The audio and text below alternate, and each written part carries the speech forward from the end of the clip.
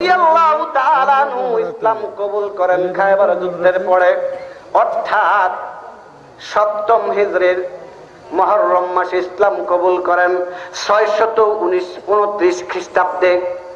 আর বানামান হযরত আবু হুরায়রা রাদিয়াল্লাহু তাআলা আনহু ইসলাম কবুল করার পরে রাহমাতাল লিল আলামিন দুনিয়াতে জীবিত ছিলেন ৩ বছর ২ মাস। জোরে বলুন কয় মাস? ৩ বছর ২ মাস। এত অল্প সময়ে হুজুর সাল্লাল্লাহু আলাইহি ওয়াসাল্লাম থেকে ৫৩৭৪ খানা হাদিস বর্ণনা করেছেন। অথচ ২০ বছর সাহচর্য পেয়েছে এমন অনেক সাহাবী ছিল, ১৫ বছর সাহচর্য পেয়েছে এমন অনেক সাহাবী ছিল, ১০ বছর সাহচর্য পেয়েছে এমন অনেক সাহাবী ছিল। তারা এত বেশি হাদিস বর্ণনা করতে পারে নাই, কিন্তু হযরতে আবু হুরায়রা রাদিয়াল্লাহু তাআলা আনহু ৩ বছর ২ মাসের মধ্যে ৫৩৭৪ খানা হাদিস বর্ণনা করে স্বর্ণাক্ষরে নিজের নামটা সর্বাধিক হাদিস বর্ণনাকারীদের মধ্যে লিখে নিয়েছেন। জোরে বলুন সুবহানাল্লাহ। সাহাবীরা একদিন প্রশ্ন করলেন, ও আবু হুরায়রা রাদিয়াল্লাহু তাআলা আনহু, আপনি এত অল্প সময়ে মাত্র ৩ বছর ২ মাসের মধ্যে কেমনে ৫২৭৪ খানা হাদিস বর্ণনা করলেন? কেমনে সম্ভব হলো? বারবার বুখারী শরীফের কিতাবুল বুয়ুর ব্যাখ্যার মধ্যে ফাতহুল বারীতে এসেছে, হযরত আবু হুরায়রা রাদিয়াল্লাহু তাআলা আনহু বলেন, আমি যখন ইসলাম কবুল করলাম, ইসলাম কবুল করার পরে হুজুর সাল্লাল্লাহু আলাইহি ওয়াসাল্লাম বললেন, ও আবু হুরায়রা, তুমি তো ইসলাম কবুল করেছো, এখন তোমার মা তোমাকে আশ্রয় দেবে না। কথা বলুন ঠিক কিনা? তোমার বাবা তোমাকে আশ্রয় দেবে না, তোমার পরিবার তোমাকে বাড়ির মধ্যে ঢুকতে দেবে না, তোমার চাচারাও তোমার বাড়িতে ঢুকতে দেবে না। এখন কোথায় তুমি থাকবা? এই যে মসজিদে নববী, মসজিদে নববীর বারান্দার মধ্যে একটা মাদ্রাসা ছিল, নাম কি? আহলে সুফা। জোরে বলুন কি?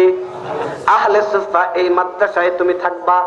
একটু দেখেন, আবু হুরায়রা রাদিয়াল্লাহু তাআলা আনহু ইসলাম কবুল করলেন, করার সঙ্গে সঙ্গে হুজুর সাল্লাল্লাহু আলাইহি ওয়াসাল্লাম তার বাসস্থানের ব্যবস্থা করে দিলেন। জোরে বলুন সুবহানাল্লাহ। আর আজকে অনেক হিন্দুরা ইসলাম কবুল করার পরে তার থাকার জায়গা থাকে না, খাওয়ার ব্যবস্থা নাই। তখন কি করে? আপনাদের ওই দামোদা উপজেলা মসজিদে এসে ঘোষণা দেয়, সম্মানিত মুসল্লিয়ানে কেরাম, আমি নও মুসলিম, আমাকে কিছু সাহায্য করুন, আমার থাকার জায়গা নাই, আমার খাওয়ার ব্যবস্থা নাই। কথা বলুন ঠিক কিনা? এটা মুসলমানদের জন্য লজ্জাস্কর বিষয়। কথা বলুন ঠিক কিনা? আরো জোরে বলুন ঠিক কিনা? একজন বেদর্মী যখন ইসলাম কবুল করবে, রাষ্ট্রপ্রধানের দায়িত্ব হচ্ছে খাদ্য, বস্ত্র, বাসস্থানের ব্যবস্থা করে দেওয়া। কথা বলুন ঠিক কিনা? হুজুর সাল্লাল্লাহু আলাইহি ওয়াসাল্লাম যখন হযরত আবু হুরায়রা রাদিয়াল্লাহু তাআলা আনহু ইসলাম কবুল করলেন, করার পরে হুজুর সাল্লাল্লাহু আলাইহি ওয়াসাল্লাম ওই হাফিজি মাদ্রাসা আর কিছু আলিয়া দিনিয়া মাদ্রাসা রয়েছে, সেই মাদ্রাসাগুলা মানুষের দানের দ্বারা পরিচালিত হয়। কথা বলুন ঠিক কিনা? আপনারা 10 টাকা, আরেকজনের 20 টাকা, আরেকজনের 100 টাকা, আরেকজনের 2000, আরেকজনের 5000, এই টাকা দিয়ে বাংলাদেশের এই মাদ্রাসাগুলা পরিচালিত হচ্ছে। কথা বলুন ঠিক কিনা? একটু খোঁজ খবর নিয়ে দেখবেন ওই মাদ্রাসায় যারা থাকে এবং পড়ায় কত কষ্টে জীবন যাপন করে। যেখানে থাকে সেইখানেই পড়ে, সেইখানেই খায়। কথা বলুন ঠিক কিনা? খাওয়ার মানটা দেখবেন কত ন্যূনতম, কত খারাপ অবস্থাটা। এমন যারা চর্চির মাদ্রাসায় আগে পড়াশোনা করছে তারা বলতে পারবে, যারা ওই বরিশালের বড় বড় মাদ্রাসায় পড়াশোনা করছে তারা বলতে পারবে কত কষ্টে তারা ওই হাফিজি মাদ্রাসা, ওই দিনিয়া, ওই আলিয়া মাদ্রাসা থেকে কষ্ট করা সত্ত্বেও এত বড় বড় মুহাক্কিক আলেম বের হয়েছে, এখন বের হয় না। কথা বলুন ঠিক কিনা? কারণ হচ্ছে কষ্ট নাই। কষ্ট করে তারা পড়াশোনা করেছে। আজকে কওমি মাদ্রাসা অনেক কষ্ট করে তারা পড়াশোনা করে। একটু খোঁজ খবর নিয়ে দেখবেন তারা কি খায়। অবস্থাটা এমন, নুন আনতে পান্তা ফুরায়, সকাল বেলায় খায়, দুপুরের খাবারের ব্যবস্থা নাই। তারা হতাশ হয় না।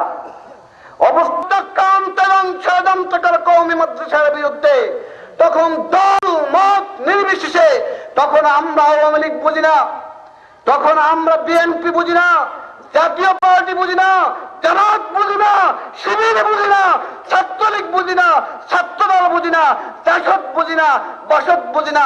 তখন আমরা এক প্ল্যাটফর্মে এসে এত দুর্বার আন্দোলন করে তুলবো, ভারত সারা পালানোর জায়গা খুঁজে পাবো না। কথা বলুন ঠিক কিনা? আরো বলুন ঠিক কিনা? এত কষ্টের মধ্যে হযরত আবু হুরায়রা রাদিয়াল্লাহু তাআলা আনহু জীবন যাপন করা শুরু করলেন। খাবারের কোনো ব্যবস্থা নেই।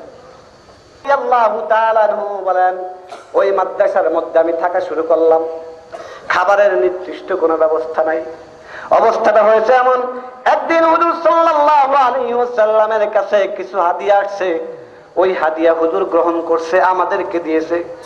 অবস্থাটা এমন হয়েছে, একদিন হুজুর সাল্লাল্লাহু আলাইহি ওয়াসাল্লামের কাছে এক পেয়ালা দুধ আসছে।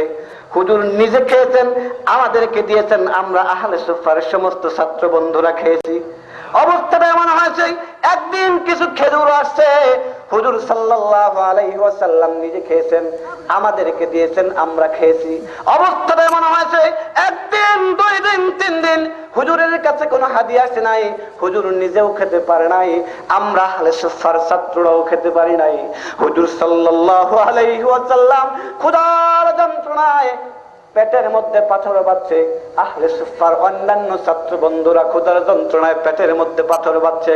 কিন্তু আমি আবু হুরায়রা, আমার ফ্যামিলিতে কোনো অভাব ছিল না, আমি 30 বছর বয়সের যুবক, আমি ক্ষুধার যন্ত্রণা সহ্য করতে পারতাম না।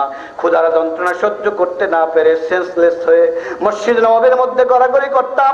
গড়াগড়ি করতে করতে মসজিদ নববীর বারান্দায় চলে যেতাম।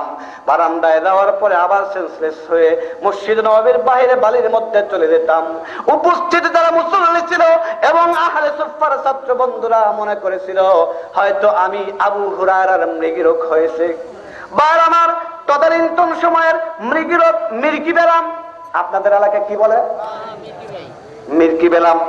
তদানীন্তন সময়ের মৃগীরোগের একটা চিকিৎসা ছিল, ঘাড়ের উপরে চামড়ার স্যান্ডেল দিয়ে পাড়া দিলে নাকি তদানীন্তন সময়ে মৃগীরোগ ভালো হয়ে যেত। সেই জন্য সমস্ত মুসল্লিরা এবং সমস্ত আহলে সুফার ছাত্র বন্ধুরা হযরত আবু হুরায়রা রাদিয়াল্লাহু তাআলা আনহুর ঘাড়ের মধ্যে পাড়া দিয়ে মসজিদ থেকে বের হয়ে যেত। পরবর্তীতে বুখারী শরীফের ব্যাখ্যা ফাতহুল বারীর মধ্যে কিতাবুল বুয়ুর ব্যাখ্যার মধ্যে আসছে, হযরত আবু হুরায়রা রাদিয়াল্লাহু তাআলা আনহু পরবর্তীতে বলেন, ওয়া মা হিয়া ইল্লাল জু। ও মসজিদ নববীর মুসল্লিরা, ও আহলে সুফার ছাত্র বন্ধুরা, আমি সেই দিন কোনো রোগী ছিলাম না, আমার একমাত্র রোগ ছিল ক্ষুধার যন্ত্রণা। ক্ষুধার যন্ত্রণা ব্যতীত অন্য কোন রোগ আমার মধ্যে ছিল না। সেই জন্য আমি এত কষ্টের মধ্যে জীবন যাপন করতাম। হযরত আবু হুরায়রা বলেন, এত কষ্টের মধ্যে থাকি, তারপরেও হুজুর সাল্লাল্লাহু আলাইহি ওয়াসাল্লামের সঙ্গে সব সময় থাকা শুরু করলাম। হুজুর যা বলে সঙ্গে সঙ্গে মুখস্থ করে নিতাম এবং লিখতাম। কিন্তু প্রাথমিক অবস্থায় যখন মুখস্থ করতাম তখন আমার মনে থাকতো না। একদিন আমি হুজুর সাল্লাল্লাহু আলাইহি ওয়াসাল্লামের কাছে গিয়ে বললাম, ইয়া রাসূলুল্লাহ, ইয়া হাবিবাল্লাহ, আমি শুনি কিন্তু আমার তো মনে থাকে না।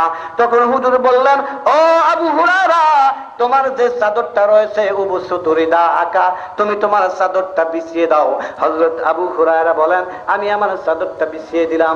বিছিয়ে দেওয়ার পরে হুজুর কি যেন বিড় বিড় বিড় বিড় করে পড়ে ফু দিলেন।